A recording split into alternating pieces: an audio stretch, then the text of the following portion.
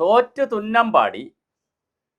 അപ്പോഴും എന്തിനാണ് തോറ്റത്, എങ്ങനെയാണ് തോറ്റത്, ആരാണ് തോൽപ്പിച്ചത്, എന്തുകൊണ്ട് ജനങ്ങൾ വലിയൊരു ജനവിഭാഗം വോട്ട് ചെയ്തില്ല എന്നുള്ളതിനകത്ത് ഇപ്പോഴും ഇടതുപക്ഷവും CPM-ഉം CPI-യും ഇരുട്ടിൽ തപ്പുകയാണ്. അവർ ചോദിക്കുന്നൊരു ചോദ്യം, അംഗനവാടികൾ, ആശാ വർക്കേഴ്സ്, തൊഴിലുറപ്പുകാർ, ഹരിതകർമ്മസേന, കുടുംബശ്രീ, ഈ 5 വിഭാഗത്തിലെ സ്ത്രീകളെ മഹാഭൂരിപക്ഷവും നിയമിച്ചത് LDF ആണ്. എന്തുകൊണ്ട് അവർ LDFന് വോട്ട് ചെയ്തില്ല? തൊഴിലാളി സംഘടനകൾ എന്തുകൊണ്ട് LDFന് വോട്ട് ചെയ്തില്ല? സർക്കാർ ഉദ്യോഗസ്ഥർ എന്തുകൊണ്ട് LDFന് വോട്ട് ചെയ്തില്ല? ഇങ്ങനെ വലിയ ചോദ്യവുമായി നടക്കുമ്പോഴാണ് താഴെ തലങ്ങളിൽ വലിയ തിരുത്തലുകൾ വേണമെന്നുള്ള ചർച്ചയും നടക്കുന്നു. CPM-നകത്ത് തിരുത്തലോട് തിരുത്തലാണ്. താഴെ തലങ്ങളിലുള്ള ആളുകൾക്ക് എന്തും പറയാം. പാർട്ടിയുടെ മുഖത്ത് നോക്കി, സഖാക്കളുടെ മുഖത്ത് നോക്കി, സഖാക്കൾ ചെയ്യുന്ന തെറ്റാണ്, ആരെയും വിമർശിക്കാം. ഈ സാഹചര്യം കൊടുത്തപ്പോഴാണ് പുതിയ വിഷയങ്ങൾ വരുന്നു. LDF പുതുക്കാൻ പോവുകയാണ്. LDF ചെറുപ്പമാവുകയാണ്. 2 പേരുകളാണ് ഇപ്പോൾ കേൾക്കുന്നത്. ഒന്ന് സ്വരാജിൻ്റെ പേരാണ് കേൾക്കുന്നത് LDF കൺവീനറായിട്ട്.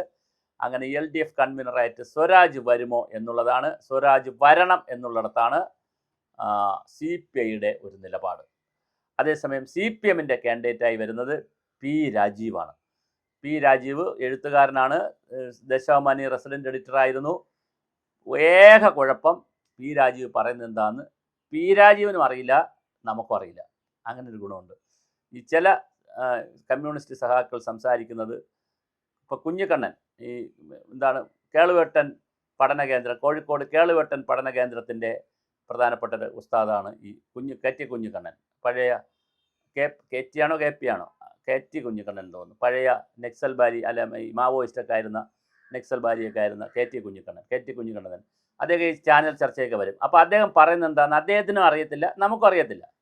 അങ്ങനെ ചില ഗുണങ്ങളുണ്ട് ഈ മാർക്സിസ്റ്റ് പാർട്ടിയിലും CPM-ലും CPI-ലൊക്കെ. അങ്ങനെ ചില ക്ലീഷേ വാക്കുകളുണ്ട്. വൈരുദ്ധ്യാത്മക ഭൗതികവാദത്തിൻ്റെ അടിത്തറയിൽ നിന്ന് നോക്കുമ്പോൾ, ആഗോള അടിസ്ഥാനത്തിൽ ചിന്തിക്കുമ്പോൾ, സാമ്രാജ്യത്വ ശക്തികളുടെയും പിന്നെ അതുപോലെ തന്നെ നവ ലിബറൽ ശക്തികളുടെയും ബൂർഷകളുടെയും പെറ്റി ബൂർഷകളുടെയും ഇടപെടൽ വരുന്നതിനിടയ്ക്ക് സാധാരണക്കാരൻ്റെ ജീവിതത്തെ ബാധിക്കുന്ന നിരവധി പ്രശ്നങ്ങൾ ബൂർഷ്വാസി ഏറ്റെടുക്കുമ്പോൾ, ആ ബൂർഷ്വാസിയിൽ നിന്ന് പെറ്റി ബൂർഷയിലേക്ക് പോകുമ്പോൾ, പെറ്റി ബൂർഷയിൽ നിന്ന് അത് സാമ്രാജ്യത്വ നവ ലിബറൽ നയങ്ങളിലേക്ക് പോയി സ്വകാര്യവൽക്കരണത്തിലേക്ക് പോകുമ്പോൾ എന്ത് സംഭവിക്കുമെന്ന് പറയാൻ ആർക്കും കഴിയില്ല എന്നൊക്കെ പറഞ്ഞ ചില ഡയലോഗുകളുണ്ട്. ഒരു മനുഷ്യനും ഒന്നും മനസ്സിലാവില്ല, പറയുന്ന ആളിന് മനസ്സിലാവില്ല. കടകടാ ഇല്ല, പിന്നെ കട്ടൻ കാപ്പി ഇട്ടതുപോലെ അങ്ങ് പോകും. അത് ഒരു കാര്യമില്ല. അതുപോലെ ചില ഡയലോഗുകൾ വ്യക്തിനിഷ്ഠമായ കാര്യങ്ങളെ ആത്മനിഷ്ഠമായ കാര്യങ്ങളുമായി കൂട്ടിയോജിപ്പിക്കുമ്പോൾ, ആത്മനിഷ്ഠമായ കാര്യങ്ങൾ വ്യക്തിനിഷ്ഠമായ കാര്യങ്ങളായി മാറുന്നിടത്ത് നിന്ന് ആത്മനിഷ്ഠമായ കാര്യങ്ങൾ വ്യക്തിനിഷ്ഠത്തെ കയറുകയും വ്യക്തിനിഷ്ഠമായ കാര്യങ്ങൾ ആത്മനിഷ്ഠമായി മാറുകയും ചെയ്യുമ്പോൾ സാമൂഹ്യനിഷ്ഠമായ കാര്യങ്ങളെ എങ്ങനെയാണ് വിലയിരുത്തുന്നത് എന്നുള്ളതിൻ്റെ മാർക്സിയൻ സിദ്ധാന്തത്തിൻ്റെ അടിസ്ഥാനത്തിൽ നോക്കുമ്പോൾ വ്യക്തിനിഷ്ഠമായ കാര്യങ്ങൾ ആത്മനിഷ്ഠമായ കാര്യമായി മാറിക്കൂടായില്ല എന്ന് പറയുന്നിടത്ത് വീണ്ടും വ്യക്തിനിഷ്ഠമായ ഘടകങ്ങൾ ആത്മനിഷ്ഠമായ ഘടകങ്ങളാകുമ്പോൾ രാജീവിന് മനസ്സിലായിട്ടില്ല, നമുക്ക് ആർക്കും മനസ്സിലായിട്ടില്ല. 2 കാര്യം മനസ്സിലായി. ആത്മനിഷ്ഠവും വ്യക്തിനിഷ്ഠവും. ആത്മാവെന്ന് പറഞ്ഞാൽ അവരവരുടെ എന്നുള്ള അർത്ഥത്തിൽ, വ്യക്തി എന്ന് പറഞ്ഞാൽ അതും ഒരാളെന്നുള്ളത്. അപ്പോൾ വ്യക്തിനിഷ്ഠമായ ഘടകങ്ങൾ ആത്മനിഷ്ഠമായ ഘടകങ്ങളായി മാറുമ്പോൾ എന്നൊക്കെ പറഞ്ഞ് ഇതൊന്നും മനസ്സിലാവില്ല. അതുകൊണ്ട് രാജീവ് അവർകളോട് പറയാനുള്ളത്, നിങ്ങൾ നാടൻ ഭാഷയിൽ കാര്യങ്ങൾ അവതരിപ്പിക്കണം. എന്താണ് ഈ സംഭവം എന്ന് നാടൻ ഭാഷയിൽ പറയണം. അത് മാത്രമേ ഉള്ളൂ അങ്ങേക്കൊരു കുറവായി പറയാൻ. അല്ലാതെ രാജീവ് തന്നെയാണ്, P. രാജീവ് തന്നെയാണ് വളരെ പ്രധാനപ്പെട്ട ആൾ. നിങ്ങൾ കളമശ്ശേരി തോറ്റുപോയി എന്നുള്ളൊരു കുഴപ്പമേ ഉള്ളൂ. പക്ഷേ നല്ല നേതാവാണ് P. രാജീവ്, അങ്ങ് ആകേണ്ടത് തന്നെയാണ്. LDF-ൻ്റെ കൺവീനറായി P. രാജീവ് വരുന്നു. അപ്പോഴാണ് അടുത്തൊരു ചോദ്യമുണ്ട്, സ്വരാജിന് ഏത് പോസ്റ്റ് കൊടുക്കുമെന്നുള്ളതാണ്. CPI-യുടെ നോമിനിയായി സ്വരാജും കയറി നിൽപ്പുണ്ട്. അപ്പോഴാണ് വീണ്ടും ഒരു ചോദ്യം വരുന്നത്, എന്തുകൊണ്ട് KN ബാലഗോപാലിനെ പ്രതിപക്ഷ നേതാവാക്കിക്കൂടാ? ആ പ്രതിപക്ഷ ഉപനേതാവാക്കാനായിട്ട് KN ബാലഗോപാലിനെ ശ്രമിക്കുമ്പോൾ CPI സമ്മതിക്കുന്നില്ല. CPI-യുടെ K. രാജൻ ഉപനേതാവാകണം.